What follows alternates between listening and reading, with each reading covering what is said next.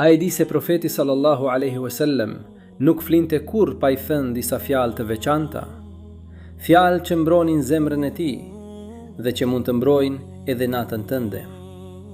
Esselamu alaikum I dashur vëlla e dashur motër.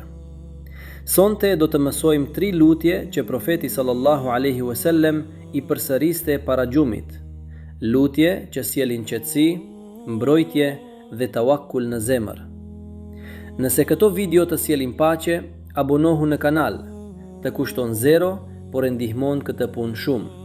Allahu të shpërbleft. Pse lutja para gjumit ndryshon gjithçka?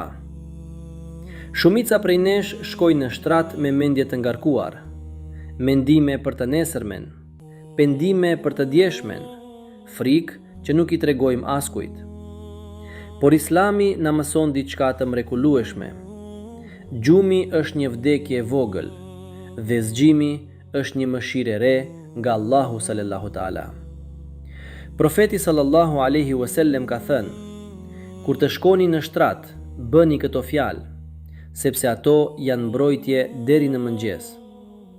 Kjo do të thotë se çdo natë ke një mundësi të flesh si një besimtar që I ka lënë gjithçka në dorë të Allahut, ose të flesh me zemër të trazuar.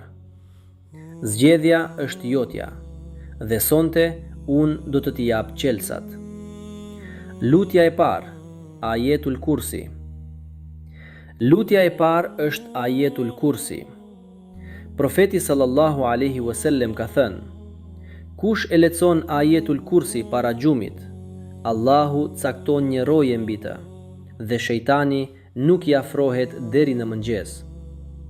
Mendo për një moment, një roje nga Allahu mbi ty gjithë natën.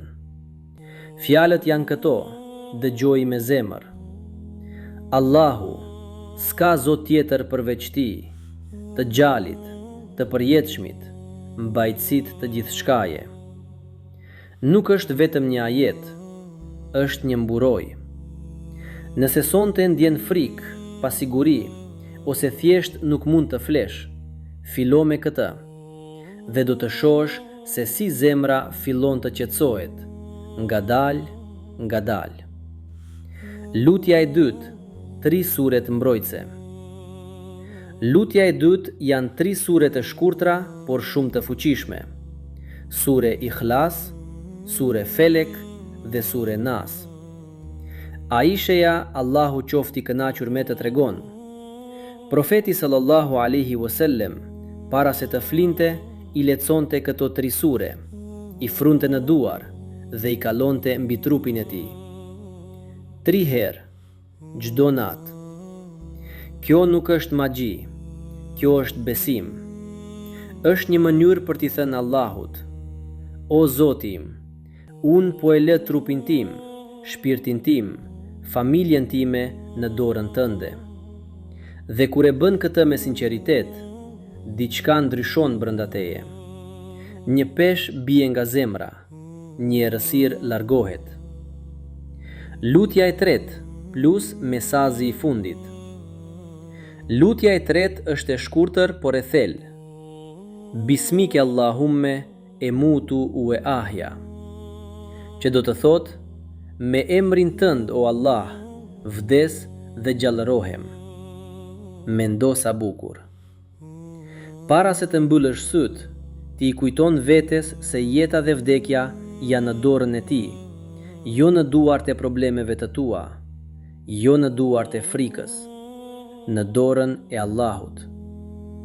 I dashur vëlla, e dashur motër, nëse sonte ke zemër të rëndë, provoji këto 3 lutje, jo një herë, çdo natë, për 7 ditë, dhe pastaj më shkruaj në komente se si u ndjeve, sepse kur Allahu është me ty natën, asgjë nuk mund të lëndoj vërtet. Nëse zemra jote është e lodhur dhe kërkon forcë, shiko videon tjetër, Sabri në Islam, kur gjithçka duket e vështirë. Të pret atje. Allahu të dhënë një natë të qetë dhe një zemër që beson. Esselamu alaikum wa rahmetullahi wa barakatuhu.